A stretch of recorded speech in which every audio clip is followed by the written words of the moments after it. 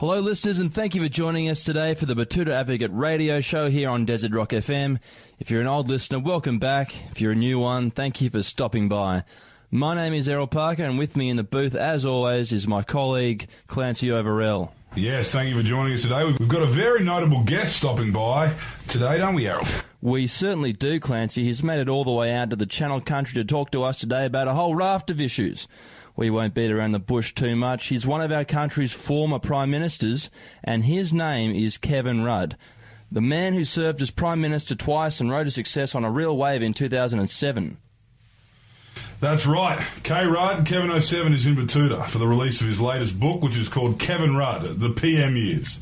He's been stirring people up all over the country this week, and we're going to see what we can get out of him. He's done a fair bit of media, and I reckon we've got him just off guard here. He's ready to go off the clock and really talk out of school. Yeah, he's been calling for a royal commission into Rupert Murdoch's ownership of some of our biased media rivals, and has reopened some of the wounds from the various leadership tussles in the Labor Party. He has just stepped in through the booth here at the Koala Mattress Studio, so he might just get into it.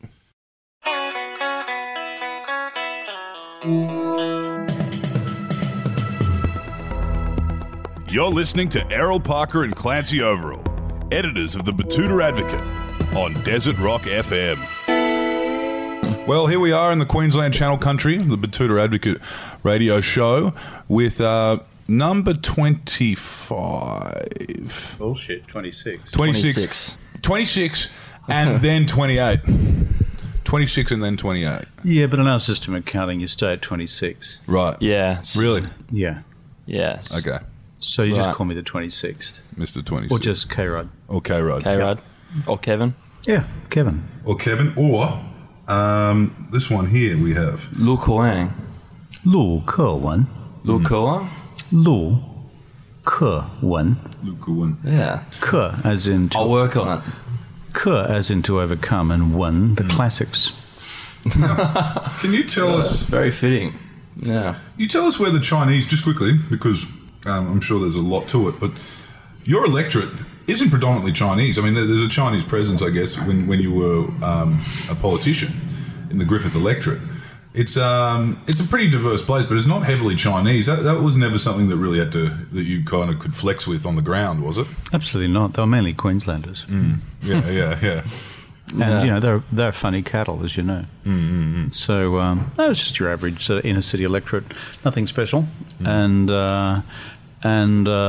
historically, that part of Brisbane has always swung between the Conservatives and ourselves. So it was tough territory and tough country, snake country. Snake country. Yeah. Do you think Terry's got it in safe hands this election, Terry Butler? I think so. She's always got to make sure she's out and about and doing things. But if she does that well and doesn't take it for granted, she'll be fine. Now, can you tell us, you're back on the scene, you're doing a bit of a media run. You spoke to the Aryan radio jockey that was yesterday, Tom Tilley. Bit of a media flutter. Yes. Must be a book out. That's true. Normally I just flutter for the sake of it. But, Yeah. But this time there's a book, and so it's egregious self-interest. It's the promotion of this work of literature, which is on its way to the Nobel Committee. Right. You back yourself? No. Not if you've been as close to the writing of it as I have. No, it's been a while between drinks for Australians at the Nobel Prize for Patrick White for the Steel Mandala, wasn't it? Eye of the Storm. Eye of the Storm. I think he won the Nobel Prize for Literature. So that and the PM Years, they're in the gunning. Right. PM Years by Kevin Rudd. In the gunning, in the running.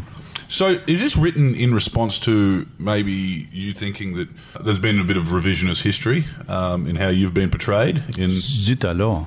Yes? Could that be possible? It's Australia. They don't do revisionist history here. No. No, it's called a version of history which seeks to elevate what I describe as crass personal ambition in the great tradition of William Shakespeare into much nobler purpose, higher, loftier ambition for nation, country and the planet. In other words, that's just bullshit. Yeah. So what I've done instead is tried to reassemble the facts and explain what happened day by day in the critical events of June 2010. The Labor Party, do you get sent Christmas cards? Yeah, I usually shred them. Yeah, right. Yep. They still got you on the mail out. Yeah, you probably still get a few more than Mark Latham would these days. Yeah, I think Latho's down to his last one. So, but he sends it back to himself every Christmas now. Yeah. So I get fresh ones. So, is there a fear that you could be left unattended long enough to turn into a shock jock? I don't think I've got the necessary skill set to be a shock jock. When I look at the preeminent shock jocks of the country, Hadley, Jones and the rest, Neil Mitchell in Melbourne, I just don't have the personality. Those people are seriously interesting. Yeah, and and sort of judging by the headlines in the past couple of weeks and past couple of months, you don't really have too much of an affinity for Rupert Murdoch, and I think that's one thing that you do need to be a shock jock in this kind of day and age. Yeah, you've got to be basically an appendage of Rupert. And so Rupert writes a script, what the shock jocks do, then read it on radio. That's kind of how it works. And if you basically don't like Rupert, and I don't really like Rupert, then you're on your own. Then they cut you down, mince you up, and put you in a bag. So just to delve down this rat hole, which a lot of our readers will probably jump online straight afterwards, a lot of our listeners as well, how many readers and listeners do you have? We have 1 million readers on the website a week. That's seriously Batuta. And we fluctuate. We might have a few more listeners this week, but I'm impressed. You probably won't top Paul Kelly, I don't think. It's okay. Which Kelly? Paul Kelly, singer-songwriter. Oh, that Paul Kelly. Not your Murdoch, mate. Oh, okay, No. good. or the AFL player. All right, okay, yeah. Yeah. No, that was obviously, when you can nab an interview with him, no one gets to hear from him anymore. But we've heard a lot from you this week, and we've heard a lot about Murdoch. And I want to kind of go down that rat hole. What do you think happens? Do you think it honestly comes from the top and he says, we're done, Malcolm's done? Do you think it happens like that? I think it's along these lines. The Murdoch senior executives have learnt over a long period of time how to read their boss. So he may not, as it were, stand on the top of Mount Olympus and put up signs like the Hollywood sign and said, kill Malcolm or crucify Kevin. But the message is loud and clear as to what's happening. In my case, in 2013, in case they didn't pick up the subtlety of the message, he sent his principal disciple from New York, the then editor of the New York Post, Col Allen, back to Sydney here to run the campaign out of Holt Street, which is Murdoch's corporate headquarters here in Sydney. And secondly, just in case they lost the subtlety of that particular message, he tweeted repeatedly during the campaign, basically, kill Kevin, elevate Tony. That's what we describe in Rupert Land as subtlety. But it's a family program. He didn't say that. Yeah. Were you able to tell on the inverse when you were on the campaign trail in 2007? Could you kind of feel in the air that Rupert had kind of lost his liking for John Howard? Yeah, what the Murdoch approach is fascinating to observe up close, not just here but in the United States and the United Kingdom. Principle number one, it's always far better to have a centre-right or far-right government. Why? They're always going to look after Rupert's ideological interests, scorched earth, no taxes, kill the planet, and secondly, on top of that, look after Rupert's commercial interests. That is what he wants in terms of sporting rights for his cable television networks, as well as leaving his Foxtel entertainment network without any effective competition. But if principle number two is if Rupert sees that there is a change of government that's inevitable because the other mob have been in for too long, then he will send a signal, usually through the national daily, The Australian, which is, okay, everyone hold their nose. This mob, the centre-left, are about to get in, and let's actually engineer a favourable editorial on election eve. Yeah. In the meantime, use your tabloids to try and crucify this guy on the way through. That's what happened to me during 2007. You don't feel like they were backing you? I'd suggest you read the Telegraph and the Herald Sun and the Courier Mail during the course of 2007, when I was accused of basically most crimes against humanity, together with my wife, family, kids, and dog and cat. So that's the way in which they do it. So at the end of the day, when you do eventually win, they say, look, we backed you. And at the same time, they said they were able to take as much paint off you as possible on the way through. And as soon as you've won, then we're back to normal, which is let's crucify this guy as quickly as possible and get him out of office. That's called the subtle Murdoch approach, known in code language as the SMA, subtle Murdoch approach, SMA. He came a bit hotter. He came like from memory. There was a few big. I mean, obviously there was some quite blatant ones in the 2013 election with the Australia Needs Tony. That was pretty much... That was a good one. That was almost a campaign poster. Me in the Gestapo uniform on the front page was good. Yeah. Bring in the Clown with Peter Beattie. Bring in the Clown with Peter Beattie, but my favourite was me dressed up as Hannibal Lecter. And, with the little the mask on. Because I've often had this latent urge towards cannibalism, but I've managed to restrain it so far. Yeah. By God, these people picked me, and I was revealed for being the cannibal that I really am. So, for God's sake, and they call it a free media, give us a break. Yeah. Well, that's what Batuta Advocate aims to do, is serve, without fear or favour. Yeah, now that we don't have an owner yet. One day, huh? Sharks are circling, but we remain independent for now, Kevin.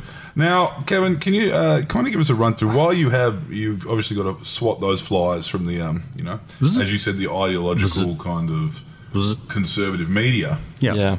You've also got the other end of the spectrum in your own party and the issues you had there.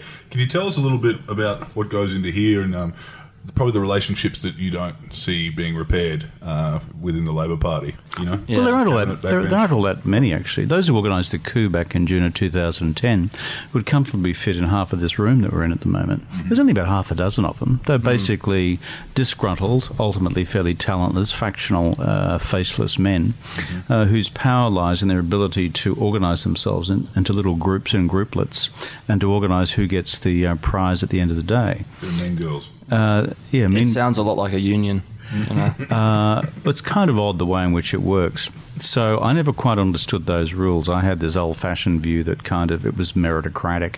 And you go out there and you compete, and people either think that you've got talent or they don't. And not according to the faceless men. So the faceless men, there's, as I said, only half a dozen or so of them, but enormously powerful when you put together their ability to threaten people's pre-selections and their political futures. They organised it, they did it, the rules of the party permitted it, and the rest is history. And, of course, Julia Gillard was a willing companion. It was a Shakespearean triumph, which became a tragedy. When you came back and reclaimed your job, what were you being fueled on? Were you being fueled on... Ovaltine. Yeah. No, not vengeance, cold-hearted, kind of cold. There's a bit of Milo too. Well, the people who came for you in 2010, were they the same ones who came back and were like, we don't think we've got this in the bag, mate. Do you reckon you could come back and win this for us? Yeah, half of them came back, shall I say, grovelling through the back door. Yeah. In a very quiet and tasteful sort of way. They take you out to lunch or something? No, it wasn't quite like that. In Kingston, somewhere nice? It was along the lines. It was paper bag, actually. The Sanger and a can of Coke. But no, it was more along the lines of, we're about to all lose our jobs and get voted out of Parliament. Can you come and help us, please, very much? And to which I'd said, did I miss something? What happened 3 years ago? They said, bygones be bygones. And I said, what else is on the table here? They said, nothing, just your moment to lead us to, shall we say, a noble defeat. So I said, okay, I'll do that, and we'll save the furniture, but here's the catch, guys. We're going to change the rules of the Labor Party. Oh, they said, how are we going to change the rules of the Labor Party? We're going to change them by insisting that all future elections for the leadership of the party will be a complex ballot over 3 months involving a 50% vote by the parliamentary members of the party, a 50% vote of the national membership of the party, triggered only by a 75% petition of federal MPs demanding such a ballot. In other words, constructing the world's largest speed bump to prevent someone just cracking the shits with you at 5 minutes to midnight and saying, your job's gone, sunshine, because you looked at me the wrong way in the lift and you didn't give him a job to my Aunt Sally. Yeah. That's called the Rudd Rule. Yeah. How easy was that to They all get balked. through? Yeah. Because the greatest thing was after they said, yeah, mate, yes, mate. Yeah, sure. Mate. Yeah. It's fine, mate. And then afterwards they said, mate, why don't we do that after the election, mate? Do you think we'll see... And then I said, I said, unless we do this before the election, you'll get yourself another leader for the election, because I won't be here. And so we then took them off to the Balmain Town Hall, which was where the Labor Party was first formed in 1891.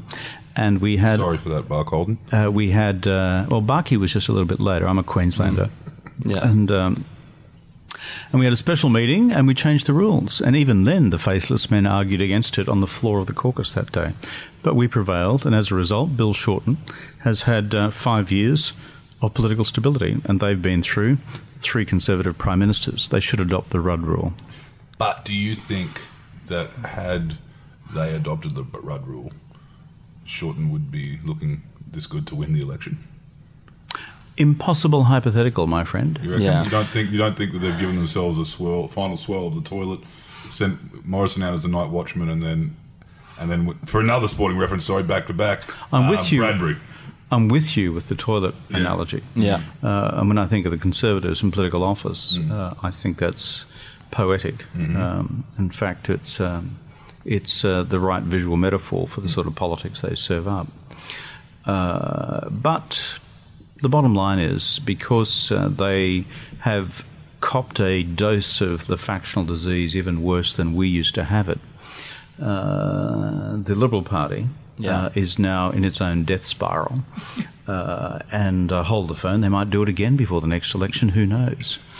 Do you think we could see a Rudd-style speed bump being installed into the Liberal Party on the back of this? You mean a Rudd bump? Yeah, a Rudd bump.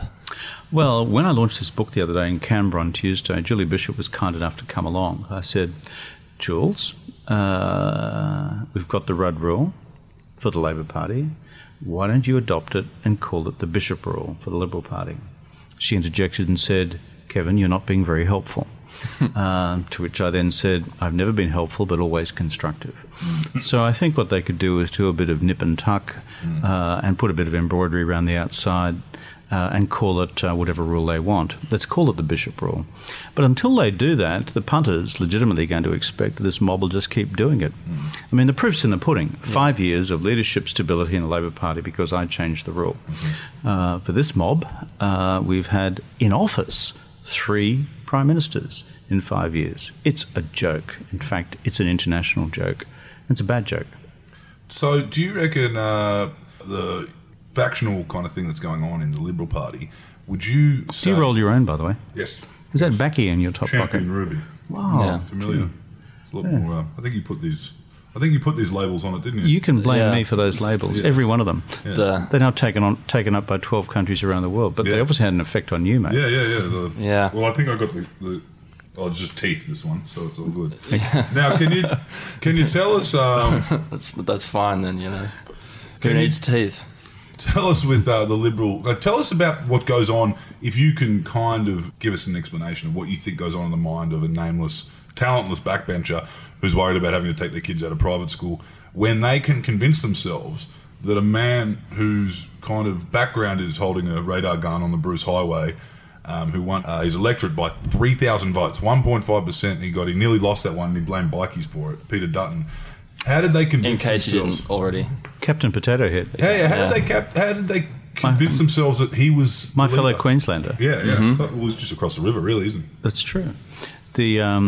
I don't know, but whatever the Liberals were on, I'd like to smoke some of it because the great myth... Legal in New York. That's true. Well, at least in Colorado. But what always fascinates me south of the River Tweed is how Conservatives in the great states of New South Wales, Victoria, South Australia and Western Australia ever swallowed this dose of religion that Captain Potato Head was somehow popular in Queensland. He ain't. Yeah. I mean, even in his seat in that part of southeast Queensland, which I know well because I grew up very close to there. Yeah. You and Swan. Myself and Mr. Swan. the idea that Potato Head was regarded as the local saviour is just so much claptrap. So I think it was one of the greatest pieces of conservative mythology put around since Tony Abbott tried to convince people that he had a conscience. I'm interested to know what your opinion is about how Malcolm Turnbull, how this is the only thing that he's really, honestly, he has said in the past and he's gone through with it, is that there is no space in Parliament for an ex-Prime Minister. As soon as he was out and he was gone. Did that surprise you that he actually did that? Because I think that a lot of Australians were kind of thinking that he'd be sticking around and trying to undermine the party, just like what went through Mr. Turnbull's mind, I have no idea. Malcolm has other options in life. When I ceased being Prime Minister in 2013, I was out of there quick smart, went off to the United States, spent some time in Harvard, and then was offered a job running a think tank in New York, which is where I've been ever since. As for Tony Abbott, one thing he shares with Wayne Swan is that both essentially outside of politics unemployable. That's why they stay in politics.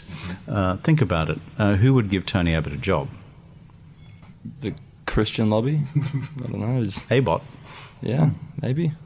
Well, they might give Morrison such a job. Do you reckon he's unemployable? Do you reckon he'd fuck up a cup of coffee? Look, if I was a corporate and you were to think about what skill set would need to be occupied by Captain Negative, Dr. No, and Let's Go the Biff to solve any particular problem, I'm not sure, outside of being a rugby league forward, that there's anything left. And given that Abbo has probably passed his time, Tony Abbott has passed his time in terms of competitive football, I just don't see that he's employable. Yeah. People will say that's very harsh, unkind and judgmental, but I'm trying to answer the question, why doesn't he leave politics? He's essentially unemployable. Yeah, right. And do you think that he wasn't even thinking 3 steps ahead before this by-election in Wentworth? He just wanted That's strategic planning. He just wanted to blow it up? Who you mean? Abbott. Well, he was in Dutton's ear, but, Don King.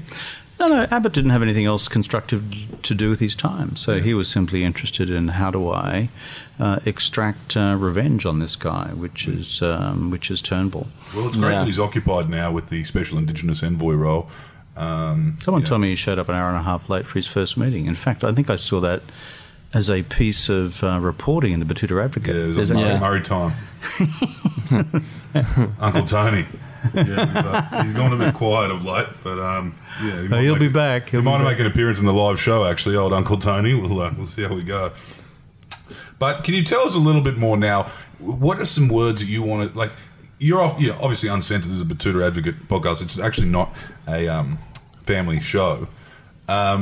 Do you still... I always see it more like the Waltons, what you do. The Waltons? Yeah. Yeah, it's a good, wholesome family. Good, wholesome family business. Western program, and where there are essentially Midwestern American Christian values at play. That's how I've seen the Batuta Advocate. Are you telling me it's different? Well, that's actually... It's interesting. You chose a good one because pretty much there's been a scandal in every single family show from that era, I think. Can't really talk about the Cosbys, can't really talk about Hey Dad, can't really talk about Seventh Heaven. The Waltons will take. Yeah, it's a very safe and apt metaphor for us, Kevin. Yeah, Thank you. Yeah, it's good. It's a bit like the Catholic Church. Yeah. So you didn't really go to war with them, did you? Catholic Church. Yeah. Would you consider yourself at war with them when you were? I mean, you're a Christian man. Yeah, but the captain of the Rock Choppers at the time, Roman Catholics, was Cardinal Pell. Cardinal Pell was not a huge fan of mine. He saw me basically in the 7th level of hell, just south of Dante's Inferno. And you probably you kind of knew what was coming for him. No, not at all. No? Not on that score. But no, he actually went on the public record quite a long time ago, if you check your records, as I'm sure you do at the Batuta, in the extensive archives that you keep, that Cardinal Pell publicly said that Abbott would become a future Australian Prime Minister and a great one. Cardinal Pell did not have the same view of me, even though I grew up as a Roman Catholic, but I became apostate because I married a Protestant. Right. And he actually cares about that kind of shit? Apparently so. Yeah, right. So that's why he wrote you off. Yeah. I guess That's why they designed purgatory for people like me. you were less... You stay there. Any of you guys grow up as a Roman Catholic? No, not me. It's seriously a problem Mostly for you. Methodists in the Channel Country. Is that right? Yeah. Okay. Yeah. But you have to be methodical to get across the Channel Country. Yeah, you do. And you got to be patient. But, Wesley was a good bloke, the fellow who founded Methodism. yeah. Early social justice advocate.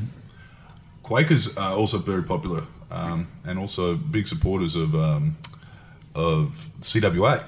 Quakers. I didn't know that, not Yeah. in Oz. Yeah. Okay, I've got a lot of time for the Quakers. You got a little time. The CWA, they ever bail you up in the main street? I grew up in the Yamundi CWA Hall in Queensland. My mum was a member of the CWA, and it was my earliest exposure to international relations, which is they used to have International Day at the Yamundi CWA, where they used to bring along flags of other countries, pictures from abroad, cut out usually from the Australian Women's Weekly, as we studied the world. And we began with New South Wales and other foreign countries. Well, they're still baking cakes in Yamundi, but they're just a different type of cake nowadays, I think. What's in those cakes? Well, you Some walk down the main stuff street. that might be legalised Yeah, in yeah. about 5 or 10 years. Yeah. Oh, are these cakes that you munch happily? Yeah. Yeah. Like they do in Colorado. Oh, right, okay. Yamundi smells Canada a bit different. too, I It think, smells a yeah. bit different than when you were probably a boy, don't you reckon? It could do. In Aspen in Colorado, they have what they call the Aspen Ideas Festival. And I've been invited to it a couple of times now to speak. It's one of those strange parts of America when you walk down the main street and you get high just walking down the main street. Yeah. Like, I haven't smelt that sort of aroma since university. I mean, I heard about that smell at When you were university. working at 4ZZZ. When I was secretary of the Christian Union, Yeah. So, were you at Queensland Uni? No. ANU Bergman, I yeah. fled south of the Tweed in search of enlightenment, so I went to the Australian National University instead. So you weren't one of those lefty kind of 80 era kids that were like all they can talk about to this day and age is how hard they had it under Sir Joe. Yeah. You kind of jumped ship and went down to Canberra early on. Yeah, I got a little tired of the banjo playing, so I went down there. And Corrugated iron curtain. the corrugated iron curtain. Interesting though, when I went back to Queensland, final fag end of the Joh Bjelke-Petersen period, I worked as the chief of staff to the then Labor leader Wayne Goss, who, after 32 years of Labor opposition, he finally took Labor back into government. I became his chief of staff when he was premier too. Anyway, when we were still in opposition and the National Party was still in power, I remember having friends of mine around for dinner where the special branch of the coppers used to wait in cars outside for the party to finish and then just follow them home, just to remind them who was in charge. So I'm just old enough to remember the fag end of that regime. Yeah. We abolished a special branch as the first act of the government when we won that election. Yeah. And Fortitude Valley really hasn't been the same since. I don't know what you're talking about. Less casinos. Yeah. Above the cafes. Can you tell us a little bit more about going to Canberra? Do you ever sit there and slap yourself? And you might have done it since you've been living in New York and kind of been a bit detached. All the stuff you're talking about now, I've never been that sort of slapping. I don't know about you. detached from the the inner workings of the Labor Party. Do you ever sit there and tell yourself, when you're talking about you talk about parties and factions and stuff like that? Do you ever think the lay person doesn't really care about any of this and can't relate to it? Yeah. Yeah, I think. They just want a stable government. Yeah, I think in the past, I think there was a view that the Australian public would prefer to turn a blind eye to most of that internal party, what's the technical word? Crap. Whether it's on the Conservative side or our side, so long as there was a stable government which got most of the key things done. And then come election time, they'd think about it again. The problem is that internal, to use the technical term again, crap, just became so public and so in your face and so destabilising on a rolling basis, public couldn't ignore it anymore. And so visibly out of control. Yeah, so we ended up in coup country instead, just south of Batuta. Did you think of naming your book that, actually? Oh, God, it's too late. It's too late. Well, you could do the sequel. You're an exile in New York? Well, the conclusion of the book is actually a reflection on coup culture, because I didn't finish writing the conclusion until Malcolm went under the bus and became the latest piece of Australian political roadkill. And so the last bit of the book is, why the hell has this happened in our country, and what can we do about it?